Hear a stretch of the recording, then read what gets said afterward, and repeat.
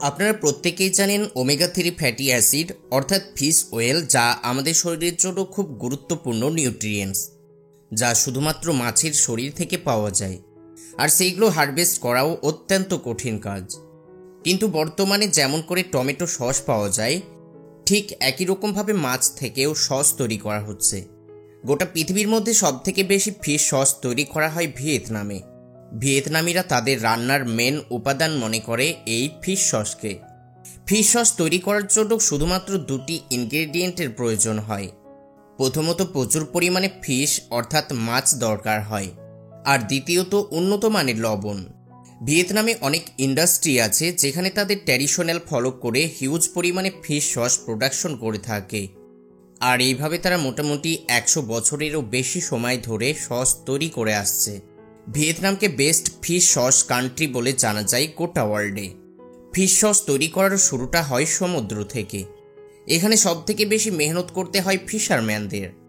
সর্বপ্রথম ছোট ছোট নৌকাগুলো নিয়ে সমুদ্রে চলে যাওয়া হয়, আর এই কাজ বেশিরভাগ সময় রাতের বেলায় করা হয়। আর যেই নৌকোগুলো নিয়ে যাওয়া হয় সেই নৌকোগুলোতে সবথেকে বেশি ব্রাইট যুক্ত লাইটগুলো লাগানো হয়, যার কারণে প্রয়োজনীয় আলোর সাথে সাথে মাছগুলো এক জায়গায় চলে আসে। ফিশ সস তৈরি করার জন্য সবথেকে বেশি অ্যানচোভিস মাছ প্রয়োজন হয়। এই মাছ হারভেস্ট করার সাথে সাথেই নৌকোর মধ্যে লবণ দিয়ে প্রিজার্ভ করে রেখে দেওয়া হয়। আর এই প্রসেস সেই জন্যই করা হয় যেন এতে থাকা সমস্ত ব্যাকটেরিয়া মারা যায়। আর এটি একটি ইম্পর্টেন্ট স্টেপ মনে করা হয়। সারা রাত্রিব্যাপী এইভাবে মাছ ধরার পর সেগুলোকে নিয়ে চলে আসা হয় সকালবেলায়। সমুদ্রের মধ্যে এই মাছগুলোতে লবণ দেওয়ার কারণে মাছগুলো একেবারে শুকিয়ে যায়, এতে কোনো রকম জল থাকে না। এই যে বিশাল বিশাল কাঠের ব্যারেলগুলো দেখছেন, এগুলো কয়েকশো বছরের জন্য তৈরি করা হয়েছে। আর এই ব্যারেলগুলোতে ওই সমস্ত মাছগুলোকে লং টাইম ফার্মেন্টেশন করার জন্য তৈরি করা হয়েছে। এখানে এই ব্যারেলগুলোতে মাছ ভর্তি করে লবণ মিশিয়ে দেওয়া হয়, তারপর লং টাইম পিরিয়ডের জন্য রেখে দেওয়া হয়। এখানকার এক একটি ব্যারেল 13 টন পর্যন্ত মাছ হোল্ড করতে পারে, আর সেইগুলো ব্যারেলের নিচের অংশের পাইপ দিয়ে বাইরে বেরিয়ে আসে। আর এই জল কোনো রকম প্রয়োজন হয় না, সেই কারণে সেগুলোকে আলাদাভাবে কালেক্ট করে ফেলে দেওয়া হয়।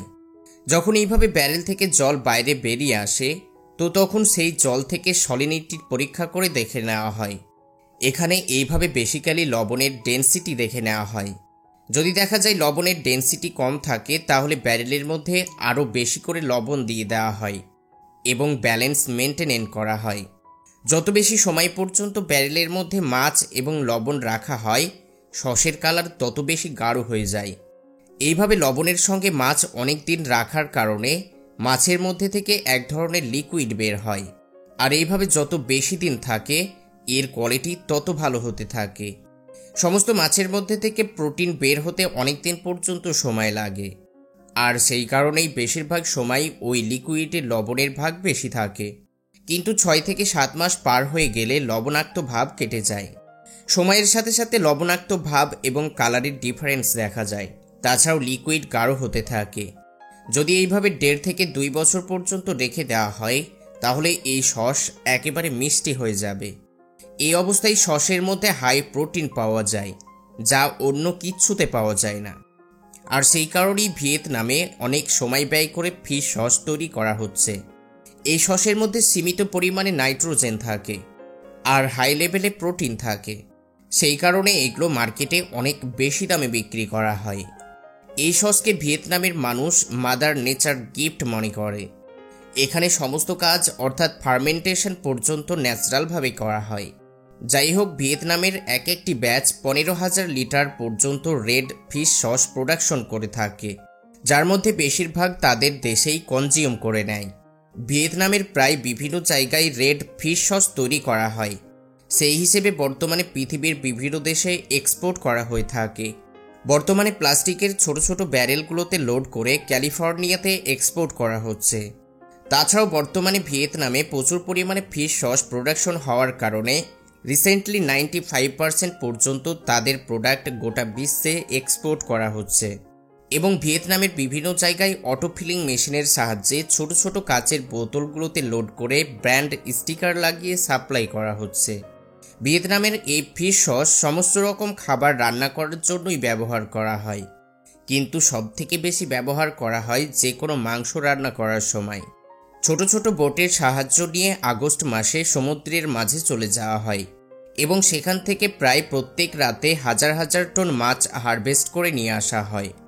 অবশ্যই সেই সমস্ত মাছ হারভেস্ট করতে যাওয়ার আগে নৌকোয় করে প্রচুর পরিমাণে লবণ নিয়ে যাওয়া হয় এবং তারা মাছ হারভেস্ট করার সাথে সাথেই লবণ মিশিয়ে ছোট ছোট কন্টেনারগুলোতে রেখে দেয়। তারপর সারা রাত্রিব্যাপী মাছ হারভেস্ট করার পর সেগুলোকে নিয়ে চলে আসা হয় তাদের মার্কেটগুলোতে, আর এই মার্কেট থেকেই বিভিন্ন জায়গার ব্যবসায়ীরা এই মাছ কিনে নিয়ে চলে যায় এবং সেগুলোকে তাদের ওয়্যারহাউসে ফার্মেন্টেশন করে ফিশ সস তৈরি করে থাকে। বর্তমানে ফিশারম্যানদের কাছে এটাও এক ধরনের বিগ বিজনেস হয়ে দাঁড়িয়েছে। বর্তমানে সমুদ্রে এই মাছ প্রচুর পরিমাণে পাওয়া যায় এবং সেইগুলো মার্কেটে নিয়ে আসা মাত্রই বিক্রিও হয়ে যায়, আর সেই কারণেই খুব বেশি প্রবলেমও হয় না এবং এইভাবে কন্টিনিউ চলতে থাকে। যদি আপনি কোনোদিন ভিয়েতনাম যাওয়ার সুযোগ পান তাহলে দেখবেন ভিয়েতনামে পৃথিবীর মধ্যে সবথেকে বেশি ভ্যারাইটির খাবার পাওয়া যায়। ভিয়েতনাম ছাড়াও থাইল্যান্ড এবং চায়না এই সমস্ত জায়গাগুলোতেও ম্যাক্সিমাম ভ্যারাইটির খাবার দেখতে পাওয়া যায়, কিন্তু বর্তমানে এমনও কিছু ভ্যারাইটির খাবার আছে যেগুলো শুধুমাত্র ভিয়েতনামেই পাওয়া যায়, যা পৃথিবীর আর অন্য কোনো দেশে পাওয়া যায় না। আপনি যদি ভালোভাবে খেয়াল করে দেখেন তাহলে দেখবেন বেশিরভাগ ট্যুরিস্ট থাইল্যান্ড এবং ভিয়েতনাম যেতে পছন্দ করে, কারণ সেখানে কোনো কিছুর অভাব নেই। পৃথিবীর মধ্যে সবথেকে বেশি ফিশ সস কনজিউম করা হয় এশিয়া মহাদেশের কান্ট্রিগুলোতে। সবথেকে বেশি ভিয়েতনাম, থাইল্যান্ড, ফিলিপিন্স, কলম্বিয়া এবং মায়ানমারে। এই সমস্ত দেশগুলোতে প্রায় প্রত্যেকটি মানুষ পার ডে 300 গ্রাম পর্যন্ত ফিশ সস কনজিউম করে নেয়। 2023 সালে গোটা বিশ্বে 18.4 বিলিয়ন ইউএস ডলারের ফিশ সস বিজনেস করা হয়েছে এবং 2024 সালে 31.6 বিলিয়ন ইউএস ডলারের মার্কেট ভ্যালু এক্সপেক্ট করা হচ্ছে। 2018 থেকে 2022 সাল পর্যন্ত 16.14 বিলিয়ন ডলারের বিগ বিজনেস করা হতো, কিন্তু সেটার মাত্রা এক বছরের মধ্যে হাফেরও বেশি ইনক্রিজ হয়ে গিয়েছে এবং প্রায় প্রত্যেক বছর 12% বৃদ্ধি পাবে বলে মনে করা হচ্ছে। ভিয়েতনামের এই ফিশ সস 1000 থেকে 1200 টাকা পার লিটার হিসেবে বিক্রি করা হয়, যা টমেটো সসের থেকে এবং রেড সুগার চিলি সসের থেকে কয়েকশো গুণ বেশি দামে বিক্রি করা হয়, কারণ এগুলোর মার্কেট ভ্যালু প্রতিনিয়ত বৃদ্ধি পাচ্ছে। তো বন্ধুরা, এইরকম নতুন ইনফরমেশন পেয়ে কেমন লেগেছে অবশ্যই নিচে কমেন্ট করে জানাবেন, আর ভিডিও যদি ভালো লাগে তাহলে ভিডিওতে অবশ্যই একটি লাইক করবেন এবং আপনার ফ্রেন্ড অথবা ফ্যামিলির সঙ্গে শেয়ার করবেন। আজ এই পর্যন্তই, আবারও দেখা হবে নতুন কোনো ইন্টারেস্টিং ভিডিওর সাথে। ততক্ষণ পর্যন্ত ভালো থাকবেন, ধন্যবাদ।